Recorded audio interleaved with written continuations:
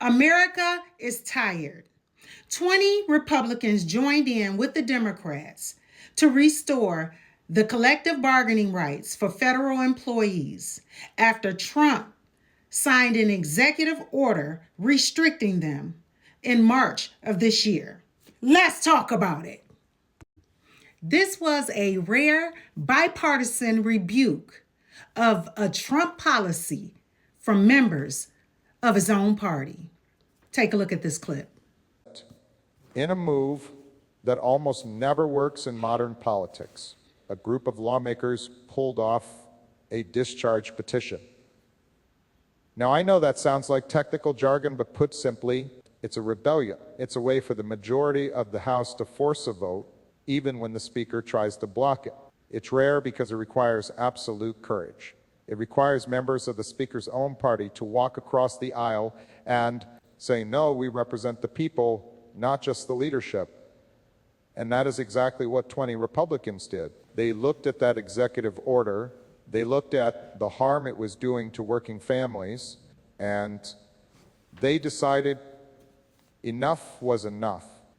They joined with Democrats to pass the Protect America's Workforce Act 231 to 195.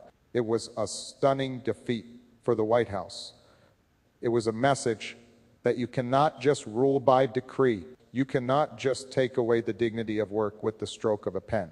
When I see Republicans like Brian Fitzpatrick or those 19 others standing up, facing the anger of the hardliners, facing the pressure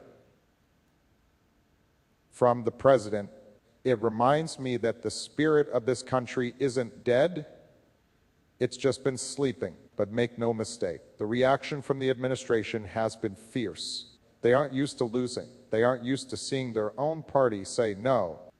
We are seeing anger from the MAGA wing, calling these 20 representatives traitors. But since when is it treason to protect the rights of workers? Since when is it a betrayal to ensure that the people who keep our government running are treated with respect? This isn't about betrayal. It's about remembering who you work for. Here's a breakdown of the executive order that Donald Trump signed back in March of this year. The president's executive order stripped them of their right to bargain collectively. It basically said, if you have a problem with your working conditions, too bad. It was an attempt to turn public servants into at-will employees who could be fired for any reason or no reason at all. It was about creating fear. And for a long time, this administration has relied on fear to keep people in line. But fear only works until people realize they have power. That is what Representative Jared Golden, a Democrat from Maine, understood. And when your own party votes against you, that's not fake news. That's the record. Drop down in the comments how you feel about this new Republican stance against Donald Trump and his policies. And don't forget to like, share, and follow me for more controversial topics.